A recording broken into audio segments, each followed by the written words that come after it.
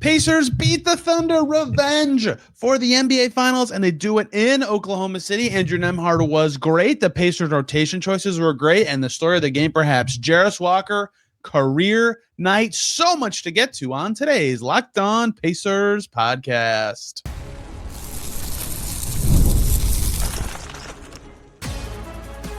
You are Locked On Pacers, your daily Indiana Pacers podcast. Part of the Locked On Podcast Network, your team every day.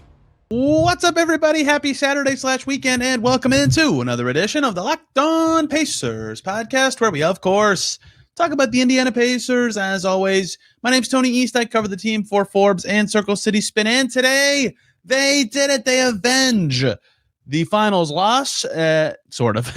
The Pacers beat the Thunder in OKC. What a game to beat the best team on that stage. Andrew Nembhard saying post-game, calling it the Tyrese Haliburton revenge game and saying it felt really good. You got to feel good for what the Pacers just did. They played a very complete game. They were very tactically prepared, and they got a career night from somebody who was not available in the finals. One, Jarace Walker, 26 points, doing so many awesome things and coming up clutch when it matters. I have so many places I could start. Jarace could be great. Andrew Nembhard was fantastic. The Pacers' general game plan on defense.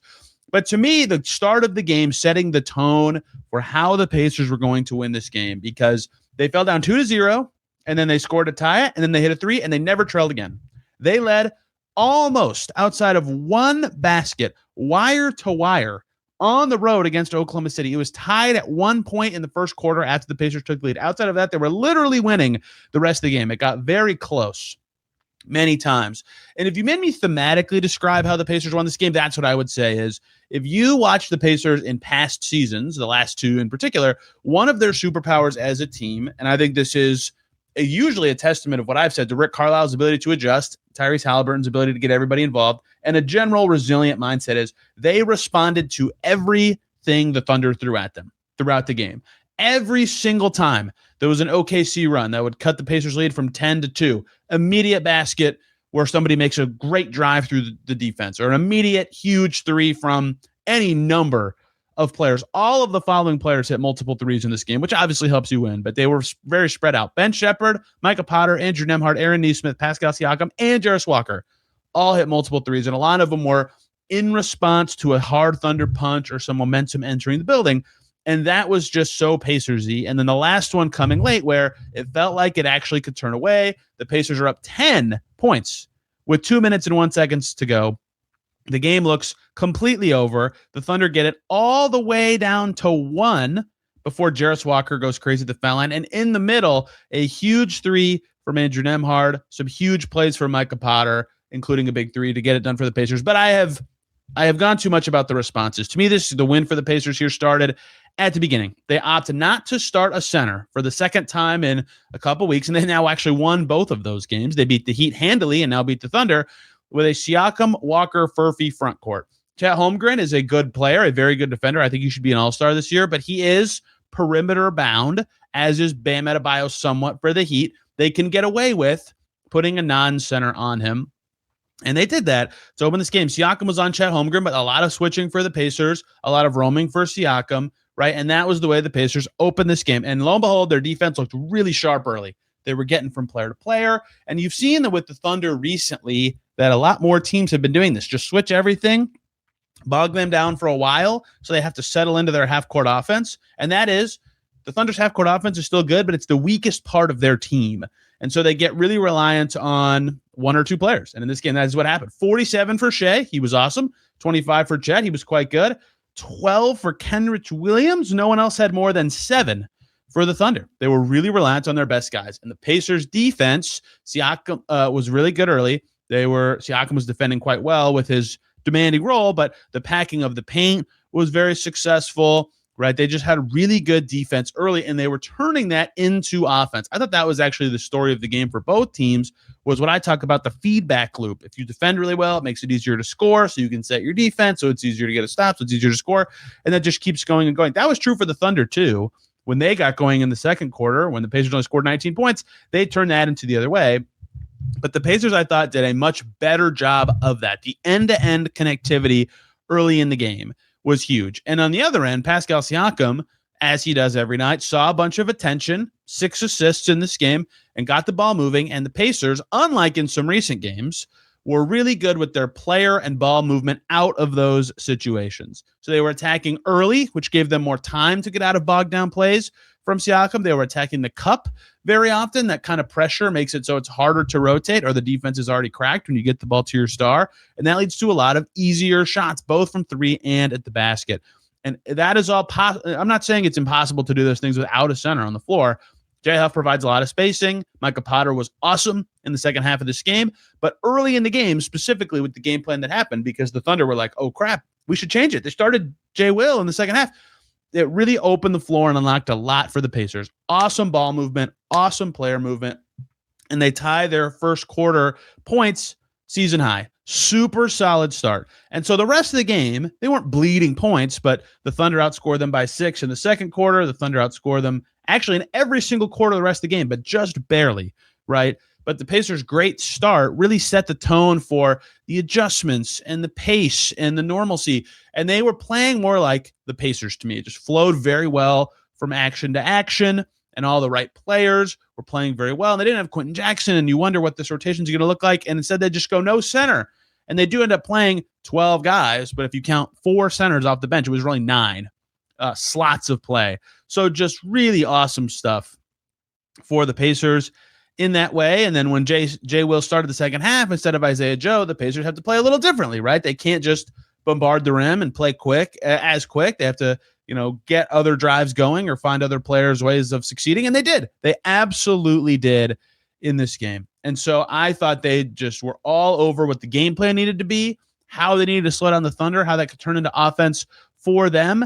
And every single player helped turn defense into offense and turning the faucet off for their team. And it was just a fantastic performance from the Pacers and a lot of individual successes that I could go through in this game. Andrew Nembhard statistically was just amazing with 27 points and 11 assists. But the story of the game, besides how the Pacers won it, maybe even including the Pacers winning it, was Jarace Walker. Just amazing. And I just did I wrote about him. I didn't talk about him as much, although he was pretty good against Boston. If you broke his season up before today, or before this game, into 15-game chunks, you could see the rise in his field goal percentage by increment this season. And you could attribute that to a million things, right? You could say, well, early in the season, he was playing a different role every night, and sometimes he was starting and sometimes he wasn't. He didn't know where his shots were coming from, and it was more challenging. And then in the second, so he shot 30.6% from the field in the first 15 games. Then the second part of the season comes, and he's much better on his 2s, but his 3s still aren't going, but he's a little more settled in. They've got a more defined role for him. He shoots 38%. Not good, but better. Then in the most recent 15 games, he made 43% of his 2s. He'd like a little better, but that's okay. 52% of his 3s and 47% of his shots. Unsustainably hot from 3. He can do better from 2 and did earlier in the season. He's going to get going eventually. Maybe not in both, but have some games that were possible like this. He's been playing awesome. The stats show it, and you can just see it, right? Sometimes you can just see it. And today was a culmination of everything. This was not, remember when he had 20 points in Dallas and he had that amazing first quarter, like in early November? That was a flash in the pan. That was in the middle of a bad Jarace Walker stretch. This game and the Boston game are continuations of awesome performances from Jarace Walker. In this game, Jarace Walker, 3 for 6 from 3, a huge part of his recent success, undeniably. 5 2s. That ties his career high in made 2s. I was tracking that throughout the game. 5 for 9 on 2s. Some powerful drives to the basket that were just straight line. Oh, I have a gap. Boom. Go. Dunk. Huge stuff that just seems so simple, but has not quite been in his basketball vocabulary in the NBA. He did it multiple times in this game. And oh, by the way, when you're driving a lot and you're creating a lot of pressure, he could have easily set his career high in 2-pointers made, but he got fouled so much that he couldn't actually register a shot attempt or make. In fact, he took 11 free throws in this game, which is a lot, and I actually would presume a career high. I should have looked that up.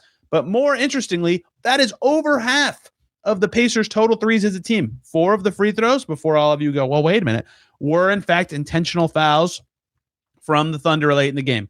But without those, he would have 7 of 16, still almost half. Nobody else took more than 4. So he still was drawing fouls at a very high rate. even beyond the intentional fouls from the Thunder late. And to answer my own question, his previous career high in free throws was 9. So this was it. So much of peak Jarace Walker hit the court in this game. 3 assists, 2 steals, 4 boards, 26 points plus 9. Only Nembhard's was higher. So in the middle of a great game from the Pacers as a team in their ecosystem, Jarace Walker has his best game ever. Huge time for it. Couldn't miss early, which was good for the bench, by the way, because in Boston and recently with this Pacers team, and Walker started, to be clear, but he played with the bench too.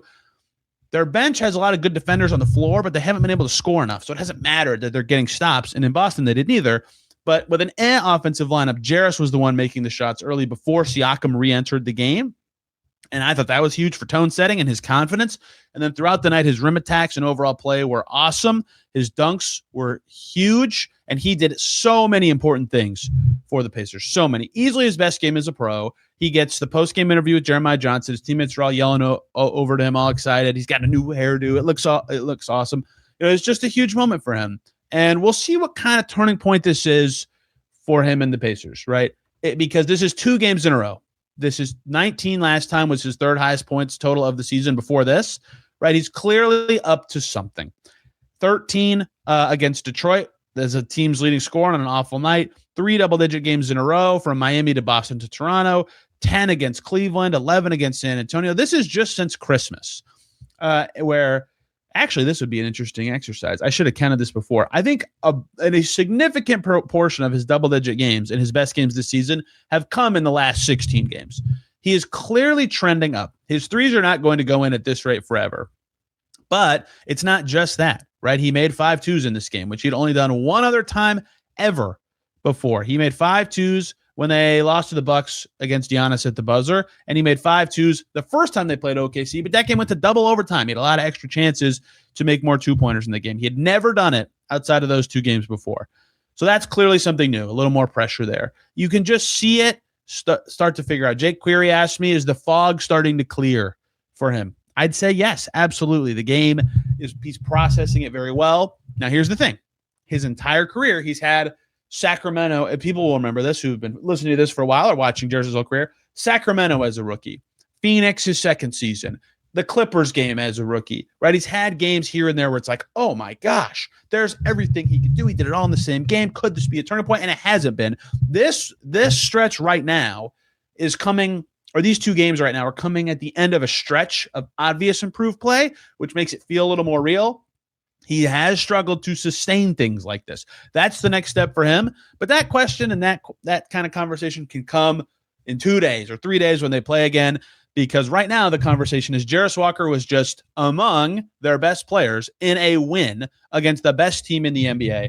Great stuff from Jarace Walker. And oh, by the way, on a night where he at one point was 3 for 7 from the foul line, he gets intentionally fouled twice with the Pacers up by 1, and he made all 4 clutch free throws. Exactly what the Pacers would hope to see, exactly the kind of game he would hope to have. It's got to be huge for his confidence. He's like young Miles Turner in that you can tell the role confidence plays in his game, and he was huge for the Pacers in this win. So much more I want to get to. I want to talk a little bit more about this center choice and what it means for the Pacers and a lot of other players who either had good or games and what it actually means. Micah Potter was great. Andrew Nembhard was awesome. To keep going on today's Locked On Pacers. But first, everybody, I got to talk to you about game time during basketball season. There's nothing like being in the building, the energy, the crowd, the first big run that gets everyone on their feet. Fans want to be there for those moments, not stuck refreshing screens or guessing what tickets are really going to cost. That is where Game Time comes in. The Game Time app gives fans the advantage back, making it incredibly easy to score amazing tickets, fast, simple, and without the guesswork. Browsing the Game Time app is straightforward and intuitive. Finding tickets takes just a few taps. Seeing the view from your seat before buying makes choosing tickets easy and confident. You get the prices up front with no hidden fees.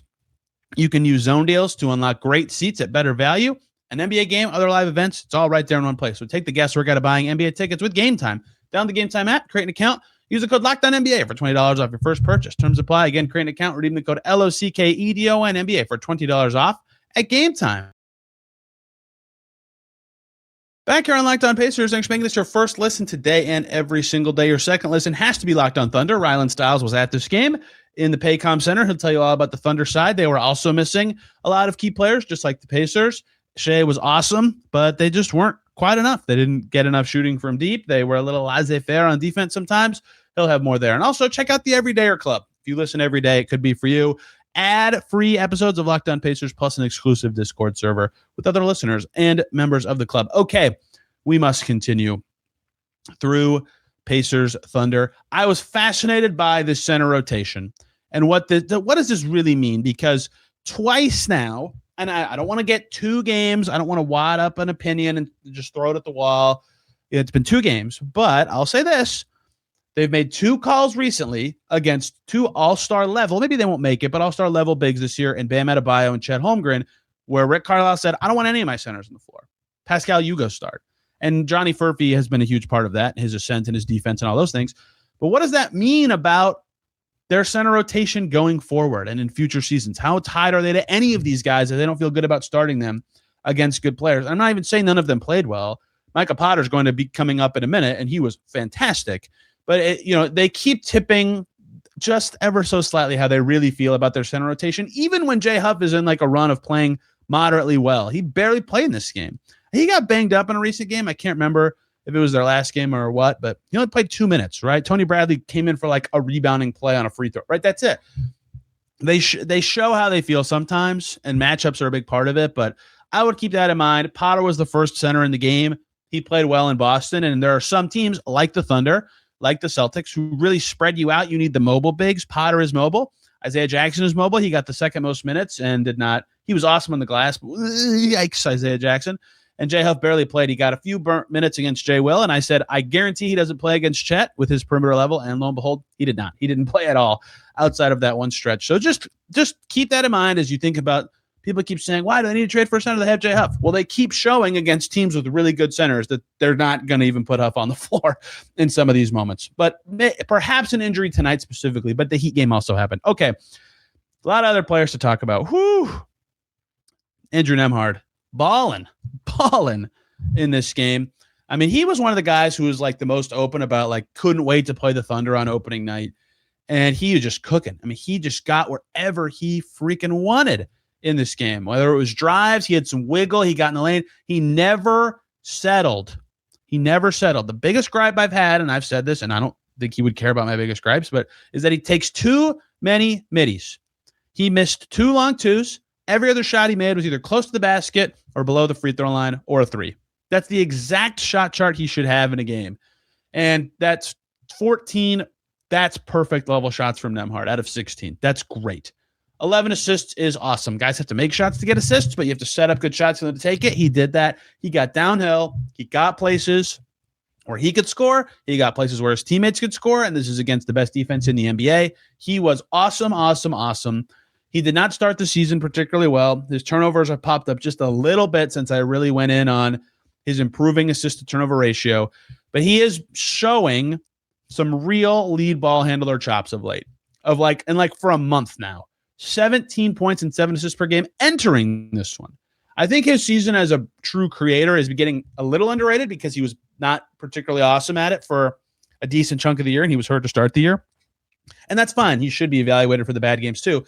But he's on a nice heater of real good lead ball handling play. Consistency is the next step, like it is for much of this team this year, but a very, very good Andrew Nembhard game. Johnny Furphy starts again. My 2 notes on him. He was just a poacher again. 10 rebounds, 4 offensive rebounds for him. The Thunder had 5 as a team. He was a beast on the glass. Also 4 for Micah Potter, who we'll get to.